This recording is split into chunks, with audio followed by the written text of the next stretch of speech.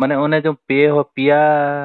जावाई कथा ले पिया जावाई रे मिटंग दा तपु दास मेनते मिटंग कथा उडुको कना आर ओंडे हो जेमन गलमाराव हुई ये ना पुलिस उनी तपु दास हो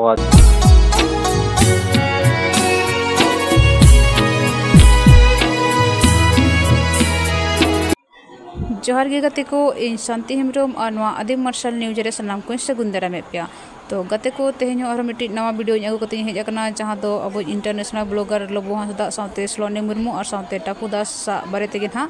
और नवा दो कॉल रिकॉर्डेड वॉइस वीडियो कना ना तो नवा बन आजम न्यामा और नवा रे कथा कना को जे अकोय तिन सही और अकोय तिन गलता ओना तेहन जतवा बड़ा न्याम कना ना नवा वीडियो रे तो कंटिन्यू वीडियो रे बनाव तहन तबन पे खोजा मुचा नेल तबन पे और कमेंट करते लय तबन पे कोई सही और कोई गलत मेनते माने ओने जो पे हो पिया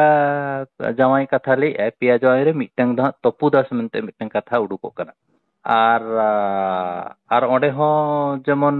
गलमाराव हुई ये ना पुलिस उनी तपु दास हो दिया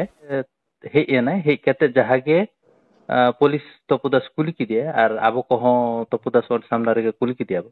तो ओंडे खन के जहां तिनंग हा बड़ाई तो मेनली सोलोमरिन गाते को आई बोहा भजन ब्रदर और नुई तपु दास नुकु ठन खन जहां तिनंग ओना गलमाराव खन के हा जहां तिनंग हा बड़ाई ओंडे खन के हा नोय हा रोड इया रोड दो ओना गे और बई बड़ाई आमा दो आरो ओका सोर्स कोन बड़ाई का तो मोटामुटी नोकान करे खन के हा रोपड़ कना ता ओय इन हो एक्चुअली उनका गिन बड़ाया अकुर उनको जहां फ्रेंड को ताहे कना उनको को या को लई बड़ाया और उनको जहां स्टेटमेंट पर खन जहां बन आंजोमिया इने गे अब बन बड़ाया प्राय कथा मा प्राय बन शेयर बड़ा का यार को और को डिस्कस गया आदो ओंडे जहां लका जो नितो सुसाइड ना जदी अब रिजिन बन कुलित को गे तान उनको मिटिंग कथा को लइया बांगा टॉर्चर इदी कतत गे नोआ जिनिसटा नोका होइना तो नोना जिनिसटा बिन नोका लका बिन उयहरिया माने चेक लका हुई दाया को एक्चुअली जहां तिनिंग ओना आको ठन खन बड़ाई हुइना ओना के चुलु ले इन बार पे ओना सुसाइड रे मिद दिन बरसिंगा लाहा खन चित को हुई कना ओना को ले ओना तो नोका कना कि पालेन सोलोमी ओकोय मिटेंग गाते कुड़ी लबो हंसता मेता हदा तहे कि सोलोमी पेटेन जावाय कना कि चेक ओनका मिटेंग चेत लैली आय आदो ओंडे खन लबो हंसता तो लबो हंसता और सोलोमी भितर रे जस्ती आर्गुमेंट को जा हुई कना आदो ओना भितर रे तो ओना तपुदास दा ओंडे के तहनाय और उनी दो ओकरे राजाजी नगर से ओकरे तहनाय मेनतेन ओना ओंती ले थे ओना दो नुई तहनाय आगरा सुर रे एचएसआर सुर रे तो ओंडे खन 15-20 किलोमीटर चे चों हुआ झल तो सुर हो बांग किंतु बेंगलोर गे बार साइड रे तहना किन और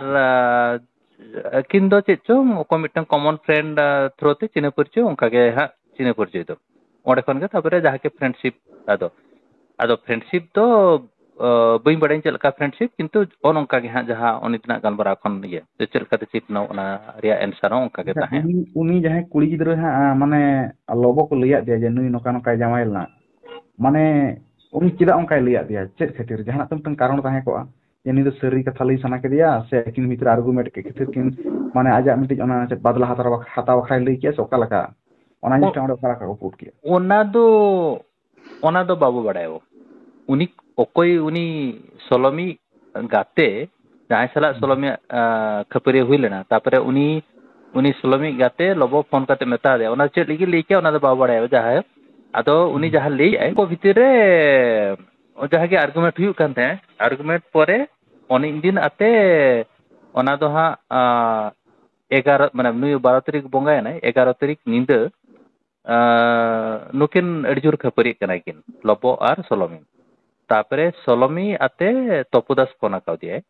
तपुदास फोन काते जे नोकाइन कना हंकाइन कना ओना रिकॉर्डिंग के हा ओना वायरल बड़ा करा जहा जहा तपुदास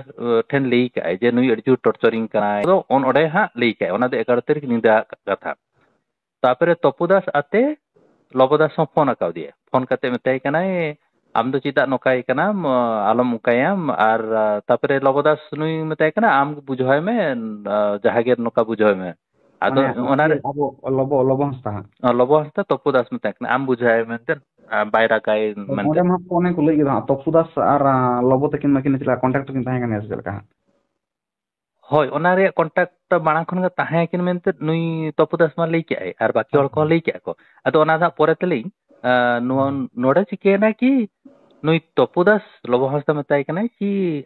ᱟᱢ ᱵᱩᱡᱷᱟᱹᱣᱟᱭ ᱢᱮ ᱡᱮᱦᱮᱛᱩ ᱟᱢᱜᱮ ᱩᱱᱤ ᱟᱹᱲᱤᱥ ᱦᱚᱪᱚ ᱠᱟᱫᱮᱢ ᱨᱟᱹᱜᱤ ᱦᱚᱪᱚ ᱠᱟᱫᱮᱢ ᱤᱧᱟᱹᱜ ᱵᱩᱡᱷᱟᱹᱣ ᱛᱮᱫᱚ ᱵᱟᱭ ᱠᱟᱹᱢᱤᱭᱟ ᱟᱢᱜᱮ ᱵᱩᱡᱷᱟᱹᱣᱟᱭ ᱢᱮ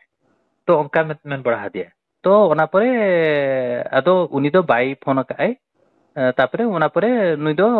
ᱧᱤᱫᱟᱹᱭᱮᱱᱟ ᱪᱮᱫ ᱪᱚ ᱱᱩᱭ ᱡᱟᱹᱯᱤᱫ ᱠᱮᱜᱼᱟᱭ ᱛᱟᱯᱚᱨᱮ ᱞᱚᱵᱚᱫᱟᱥ ᱟᱨ ᱥᱚᱞᱟᱢᱤ ᱛᱟᱹᱠᱤᱱ ᱜᱮ ᱦᱟᱸᱜ ᱠᱷᱟᱹᱯᱟᱹᱨᱤ ᱵᱟᱲᱟᱭᱮᱱᱟᱠᱤᱱ ᱟᱫᱚ ᱞᱚᱵᱚ ᱫᱟᱥ ᱫᱚ ᱵᱟᱝ ᱞᱚᱵᱚ ᱦᱟᱸᱥᱫᱟ ᱦᱳᱭ ᱞᱚᱵᱚ ᱦᱟᱸᱥᱫᱟ ᱟᱨ ᱥᱚᱞᱚᱢᱤ ᱵᱷᱤᱛᱨᱤ ᱡᱟᱦᱟᱸ ᱜᱮ ᱠᱷᱟᱹᱯᱟᱹᱨᱤᱭᱟᱹ ᱠᱤ ᱡᱟᱦᱟᱸ ᱜᱮ ᱜᱟᱞᱢᱟᱨᱟᱣ ᱦᱩᱭᱮᱱᱟ ᱚᱱᱟ ᱫᱚ ᱪᱟᱞᱟᱣᱮᱱᱟ ᱚᱱᱟ ᱫᱚᱥᱟᱨ ᱦᱤᱞᱳᱜ ᱦᱩᱭᱩᱜ ᱠᱟᱱᱟ 12 ᱛᱟᱹᱨᱤᱠᱷ ᱡᱟᱦᱟᱸ ᱛᱤᱥ ᱦᱤᱞᱳᱜ ᱵᱚᱸᱜᱟᱭᱮᱱᱟᱭ ᱩᱱ ᱦᱤᱞᱳᱜ ᱥᱮᱛᱟᱜ 9টা ᱠᱚ ᱥᱮᱫ ᱟᱛᱮ ᱢᱤᱫᱴᱟᱝ ᱠᱚᱱᱯᱷᱟᱨᱮᱱᱥ ᱠᱚᱞ ᱥᱴᱟर्ट ᱟᱠᱟᱫ ᱠᱤᱱ ᱱᱩᱠᱤᱱ ᱡᱟᱦᱟᱸ ᱜᱮ ᱥᱚᱞᱚᱢᱤ ᱟᱨ ᱞᱚᱵᱚ ᱵᱷᱤᱛᱤᱨ ᱨᱮ ᱛᱟᱯᱚᱨᱮ ᱚᱸᱰᱮ ᱠᱷᱚᱱ ᱟᱨᱦᱚᱸ ᱠᱤᱪᱷᱩ ᱠᱚ ᱮᱰ ᱟᱠᱟᱫ ᱠᱚᱣᱟ ᱚᱱᱟ ᱠᱚᱱᱯᱷᱟᱨᱮᱱᱥ ᱠᱚᱞ ᱨᱮ ᱟᱨ ᱚᱱᱟᱨᱮ ᱱᱩᱭ ᱛᱚᱯᱩ ᱫᱟᱥ ᱦᱚᱸ ᱮᱰ ᱟᱠᱟᱫᱮᱭᱟ ᱟᱨ ᱚᱱᱟᱨᱮ ᱟᱡᱤᱡ ᱨᱩᱢᱢᱮᱴ ᱱᱩᱭ ᱥᱚᱞᱚᱢᱤ ᱨᱩᱢᱢᱮᱴ ᱦᱚᱸ ᱛᱟᱦᱮᱸ ᱟᱨ ᱚᱠᱚᱭ ᱠᱩᱲᱤ ᱦᱟᱸᱜ ᱞᱚᱵᱚ ᱦᱟᱸᱥᱫᱟ ᱢᱮᱛᱟᱭ ᱛᱟᱦᱮᱸ ᱱᱚᱣᱟ ᱠᱚ ᱵᱤᱥᱚᱭ ᱨᱮ ᱩᱱᱤ ᱠᱩᱲᱤ ᱦᱚᱸ ᱚᱸᱰᱮ ᱡᱚᱭᱮᱱ ᱞᱮᱫᱟᱭ ᱛᱟᱯᱚᱨᱮ ᱟᱨᱦᱚᱸ ᱢᱤᱫᱴᱟᱝ ᱠᱚᱲᱟ ᱡᱚᱭᱮᱱ ᱞᱮᱫᱟᱭ ᱛᱚ ᱚᱱᱠᱟ ᱜᱮ ᱢᱟᱱᱮ ᱟᱠᱚ ᱯᱷᱨᱮᱱᱰ ᱥᱟᱨᱠᱮᱞ ᱨᱮ 5-6 ᱡᱚᱱ ᱚᱠᱚᱭ ᱠᱚ ᱛᱟᱦᱮᱸ ᱟᱠᱚ ᱛᱚ ᱚᱸᱰᱮ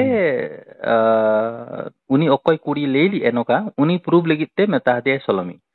ᱞᱟᱹᱭ ᱞᱮᱫᱼᱟ ᱰᱤᱴᱮᱞ ᱠᱤ ᱟᱵᱚ ᱦᱚᱸ ᱵᱟᱵᱚ ᱵᱟᱲᱟᱭᱟ ᱪᱮᱫ ᱠᱚ ᱞᱟᱹy ᱦᱩᱭᱮᱱᱟ ᱡᱟᱭᱦᱳᱠ ᱚᱱᱟᱨᱮ बाकी हर को बुझाव किया को जे नोआ दो नुकिन भितर जहाँ अंडरस्टैंडिंग ओना तो मोटामोटी हाँ मुचाद एना नुकिन बुझाव किया कि लबो हांसदा ओंडे आते लई के ठीक है जहाँ के हुईना सॉरी हन लई के मेंते जे आज तरफ खन नोका सलमी मेता दिया मेंते हड़ा हर ठन खन आजम कते ओना लगित ते उनी दो सॉरी हन लई के तो ओंडे के जिनका सॉरी लई के बाकी हर बुझाव के को ठीक है नोट तो कथा मुचाद ना आदो आको हाँ आस्ते आस्ते ओना ग्रुप खन एग्जिट ना को ओना कॉन्फ्रेंस कॉल को तापरे नुकिन के गलमाराव कान तंगे जहाँ के हुईना ओंका के हुईना ओना दो हाँ पाचे 9टा 10टा पाखापाखि रिया कथा आर तापरे 2टा को सेट आते जहाँ तपुदास लई के लबो हांसदा नुई तपुदास आर कॉल काव दिए कॉल काते मेताय कना कि एदो बांग हुआ इन दो आड़ागी इन दो बांग बइन दड़े इन जहाँ के ओंका के मिटन लई था अदो ओंका के लई था ओना भितर गे लबो हांसदा लई के जे अते सलमी कॉलिंग कनाई अदो इन पोरते गलबाराई अदो अदो उनी तो नुई डिस्कनेक्ट करे सलमी साथे गलमाराव के अदो जो ओने गलमाराव थे ओना गे हा पाचे दो लास्ट कॉल कना माने लास्ट रपड़ कना कि तपुदास बड़ा हिसाब ते नोआ गे हा पाचे लास्ट कना अदो ओना रेगे जहाँ गलमाराव कना किन कि वीडियो कॉन्फ्रेंस के जहाँ गे हुई कना तो ओना पोरे गे नुई जहाँ के आधा घंटा 1 घंटा जहाँ ओना भितर गे नुई लबो हांसदा तो तापरे इमिडिएटली कॉल माने कॉल आकादे उनी नुई सलमी रूममेट रानी मेंतर से ओकोय उनी ठन फोन काय लई काय जे नुई गुजु लगित चला कनाय आम लगन बांचा में चला कदे बांचा में आतो नुई ओकोय हाजे रूममेट उनी दो ओडे बैंगलोर बाय था उनी माने दिसम करे ओकारे तहारे आसाम फासाम ओकारे ओंते होय होय ओंते रे तहाने तो उनी लेके इन दो बचुइया तो उनी इमीडिएटली आज हस्बैंड फोन आदे आज हस्बैंड हो ओंडे बैंगलोर रे ओकारे आमतने करे कमिये उनी फोन आदे आर ओड़ा रेनी ओनर हो फोन आदे तो ओड़ा ओनर हे के सांगसन नेल ए ओना झरका खन उनी नेल किदे नोका फसी कना सिट उनी सांगसन पुलिस को फोन कोय आर आज हस्बैंड हो फोन आदे नुई आज रूममेट हस्बैंड फोन आदे तो उनी इनंगते बड़ाई ले थे उनी हिजुक कन थे तो उनकाते पुलिस को ये को जत्तो सेटर के नेल के को तो नोका नोका हुई कना तो नोडे मिटे कथा हुई कना जे नु जो गोय एनाय गुजुक कनाय ओना तो लबो हांसदा के फोन करते प्रथम ले आदे नुई आज रूममेट ठन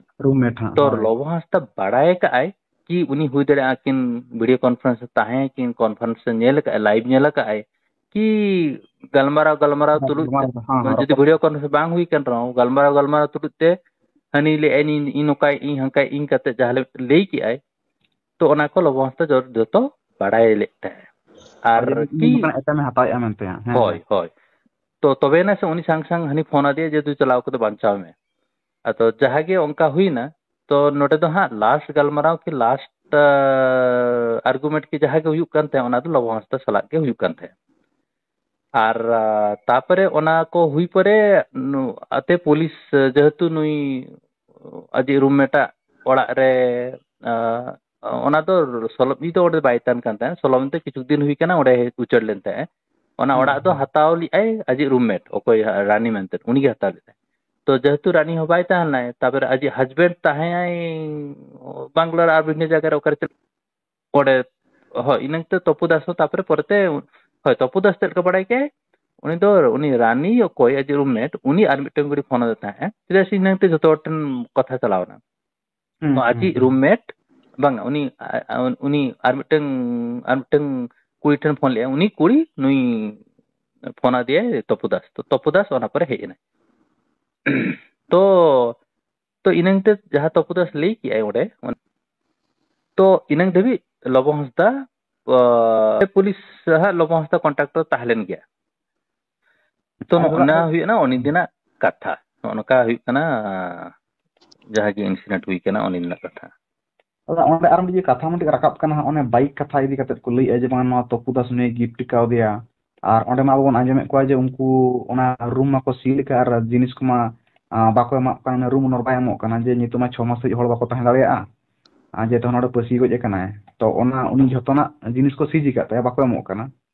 तो ओना बाइक ता तो ओको ठनी तो नाहड़ा गे मेना से तोपुदास मेना इने ओन इने तोपुदास सा लई के जे तो ओना बाइक दो आजा के कना आर ओना दो आई ठन के तहना तीन का नुई रील स्किल्स को बनावाय इन का नुई अगुए आदो मिदा अगु कते उनुई लई के ओना रे इन ओलिंग से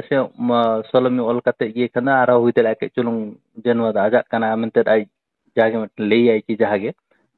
तो उनकाते उनी ये क्या है आर हनी लेके आए आज ठन बारिया बाइक में तो ओना लगिते मिटंग नुआ बाइक रे उनका ऑल का नुई तो ओना दो आज जस्टी बाइक ऑब्जेक्शन लिया तो ओना दो उनका ऑल ले थे ओना सोलोमी जहागे ओना हेडलाइट ठन ठन ऑल लिया तो ओनका आरो उनी लेके आए जे तिनका लबो हस्ते जो आए इनुका हो सोलोमी ओना बाइक अगु का आई मिटा बारदा आर नुकिन दाणा का किन तो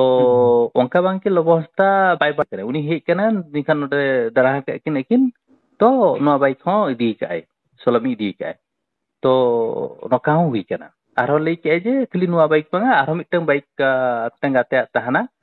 आर मिटंग गाते उनी बाइक हो तलर तलर इदी काय तो जेतु सोलमी बाइक बांग तहना आर तिनका लबो हजु आय बाकिन दलाना किन जहां चेरो उनका जहां बाइक के उठो इदी माने उठो तो कोई इदी कते हां आइए अब ओरा को लई दो जे बांग तोपुदास साजी बॉयफ्रेंड कना मेनते नोवा कथा नि तो मा चर्चा चलु कन दो ओना कथा तो आबो दो बाबो बड़े एटलीस्ट इन दो बई पड़ाई इन दो ओकारे इन उनी सला तो ओडेगे पुलिस सामने रे जहां नेपेल ओडेगे हां जहां तिने रोड होय आदो नोडे दो आजी बॉयफ्रेंड ताहाय बाय तहे ओना दो पुतुम को बाव बड़ायबो आर इना लोगन दो बाव बड़ाय देबो आर नितो ओको चे ओना रे दो तीन गारंटी बचुर ओना दो हनी गे ले दराय के आर नितो तोपुदास तो पाचे नितो बाय गे बांगा गे ले आय किंतु जेहेतु सोलमी बचुया आर नुई नित नो इंसिडेंट को हुईना नितो ओको हो बाको माना को जदि पलांगदा ताहेलो नोना दो बाको माना को पाचेत आर आबो दो आउटसाइडर इन दो बाबा बड़ा दराबो आर ओना दो ओना रे कमेंट कते कोनो फायदा बचुन ओना दो आर मिटेंग ओना ले थी जे नोडे जनवा टॉर्चर कथा तो आर मिटेंग नुई तोपुते सोंडे ले की आय जे बात चादो गन लहारे चेचो ओकारे मार्च मास रे से 30 ओंका नुई मिदा 20 जम ले आय सोलमी तो ओना दो 20 जम दे लबो आर नुई सला के लबो आर तोपो सावगे किन माने लबो आर सोलमी किन खपरी ओना किन जहा विषय तेगे खपरी कते उनी दो 20 जम के आदो इनसा लबो आते दु तोपुदास के फोन दिए जे नुई नुका काए दु चला में लोगन उनी बंचा में ᱟᱫᱚ ᱩᱱᱤ ᱟᱨᱦᱚᱸ ᱚᱠᱚᱭ ᱥᱟᱶᱛᱮ ᱦᱮᱡ ᱠᱟᱛᱮ ᱟᱨ ᱢᱤᱫᱴᱟᱝ ᱠᱚᱲᱟ ᱥᱟᱶᱛᱮ ᱦᱮᱡ ᱠᱟᱛᱮ ᱩᱱᱤ ᱦᱚᱥᱯᱤᱴᱟᱞ ᱨᱮ ᱮᱰᱢᱤᱴ ᱠᱮᱫᱮᱭᱟ ᱮᱰᱢᱤᱴ ᱠᱟᱛᱮ ᱚᱱᱟ ᱠᱚ ᱡᱟᱦᱟᱸ ᱠᱚ ᱛᱟᱯᱚᱨᱮ ᱚᱸᱰᱮ ᱩᱱᱤ ᱵᱤᱥ ᱠᱚ ᱩᱰᱩᱠ ᱠᱮᱜᱼᱟ ᱠᱚ ᱡᱮᱢᱚᱱ ᱛᱮ ᱚᱱᱟ ᱴᱟᱭᱤᱢ ᱨᱮ ᱟᱛᱮ ᱱᱩᱭ ᱦᱚᱸ ᱯᱨᱮᱜᱱᱮᱱᱴ ᱛᱟᱦᱮᱱᱟᱭ ᱱᱩᱭ ᱠᱩᱲᱤ ᱦᱚᱸ ᱯᱨᱮᱜᱱᱮᱱᱴ ᱛᱟᱦᱮᱸ ᱥᱚᱞᱚᱢᱤ ᱦᱟᱸᱜ ᱦᱮᱸ ᱥᱚᱞᱚᱢᱤ ᱟᱫᱚ ᱚᱱᱟ ᱦᱚᱸ ᱱᱚᱥᱴᱚᱭᱮᱱᱟ ᱛᱚ ᱚᱱᱟ ᱠᱚ ᱦᱩᱭ ᱠᱟᱱᱟ ᱟᱨ ᱚᱱᱟ ᱠᱚ ᱨᱮᱭᱟᱜ ᱵᱤᱞ ᱫᱚ ᱟᱛᱮ ᱞᱚᱵᱚᱜᱮ ᱯᱩᱭᱥᱟᱹ ᱴᱨᱟᱱᱥᱯᱷᱟᱨ ᱠᱟᱛᱮ ᱯᱮᱢᱮন্ᱴ ᱟᱠᱟᱜᱼᱟᱭ ᱛᱚ ᱱᱚᱰᱮ ᱠᱷᱚᱱ ᱢᱤᱫᱴᱮᱱ ᱠᱟᱛᱷᱟ ᱯᱩᱨᱟᱹ ᱥᱯᱚᱥᱴᱚ ᱵᱚᱱ ᱵᱟᱲᱟᱭᱟ ᱡᱮ ᱵᱟᱝᱟ ᱞᱚᱵᱚ ᱟᱨ ᱛᱚᱯᱩ ᱫᱟᱥ ᱵᱷᱤᱛᱤᱨ ᱫᱚ ᱟᱹᱠᱤᱱ ᱫᱚ ᱢᱟᱲᱟᱝ ᱫᱚ ᱥᱟᱹᱜᱟᱹᱭ ᱛᱟᱦᱮᱸ ᱠᱟᱱ ᱜᱮᱭᱟ ᱦᱳᱭ ᱱᱩᱭ ᱫᱚ ᱥᱚᱞᱚᱢᱤ ᱯᱷᱨᱮন্ড ᱦᱤᱥᱟᱹᱵ ᱛᱮ ᱡᱟᱦᱟᱸ ᱯᱟᱪᱮ ᱤᱱᱴᱨᱳᱰᱩᱥ ᱟᱠᱟᱫᱮ ᱟᱨ ᱞᱚᱵᱚ ᱦᱚᱸ ᱱᱩᱭ ᱥᱟᱶᱛᱮ ᱛᱟᱞᱟ ᱛᱮᱞᱮ ᱜᱟᱞᱢᱟᱨᱟᱣ ᱜᱮᱭᱟ ᱟᱨ ᱥᱩᱵᱤᱫᱷᱟ ᱚᱥᱩᱵᱤᱫᱷᱟ ᱨᱮ ᱟᱡᱟᱜ ᱥᱟᱦᱟᱡᱽᱡᱚ ᱱᱚᱜᱼᱚ ᱱᱚᱝᱠᱟ ᱥᱟᱦᱟᱡᱽᱡᱚ ᱦᱟᱛᱟᱣ ᱠᱟᱜᱼᱟᱭ ᱠᱤ ᱟᱨᱚ ᱪᱮᱫ ᱠᱚ ᱦᱟᱛᱟᱣ ᱵᱟᱹᱧ ᱵᱟᱲᱟᱭᱟᱹᱧ ᱠᱤ ᱡᱟᱦᱟᱸᱜᱮ ᱢᱟᱱᱮ ᱮᱴᱞᱤᱥᱴ ᱚᱱᱟ ᱱᱚᱡᱚᱨ ᱛᱮᱫᱚ ᱵᱟᱭ ᱧᱮᱞᱮ ᱠᱟᱱ ᱛᱟᱦᱮᱸᱫ ᱡᱮ ᱱᱩᱭ ᱵᱚᱭᱯᱷᱨᱮন্ড ᱠᱟᱱᱟᱭ ᱥᱮ ᱪᱤᱞᱤ ᱚᱱᱠᱟ ᱱᱚᱡᱚᱨ ᱛᱮ ᱵᱟᱭ ᱧᱮᱞᱮ ᱠᱟᱱ ᱛᱟᱦᱮᱸᱫ ᱛᱚ ᱢᱟᱱᱮ ᱤᱧ ᱡᱚᱠᱷᱟ ᱢᱟᱲᱟᱝ ᱛᱟᱯᱚᱨᱮ ᱯᱚᱨᱮᱛᱮ ᱞᱟᱥᱴ ᱨᱮ ᱪᱤᱠᱟᱹ ᱠᱟᱱᱟ ᱚᱱᱟ ᱫᱚ ᱵᱟᱵᱚ ᱵᱟᱲᱟᱭᱟ ᱞᱟᱥᱴ ᱨᱮ ᱦᱩᱭ ᱫᱟᱲᱮᱭᱟᱜᱼᱟ ᱱᱩᱭ ᱠᱩᱲᱤ ᱞᱟᱹᱭ ᱠᱟᱜᱼᱟᱭ ᱡᱮ ᱢᱟᱱᱮ ᱟᱡᱤᱡ ᱜᱟᱛᱮ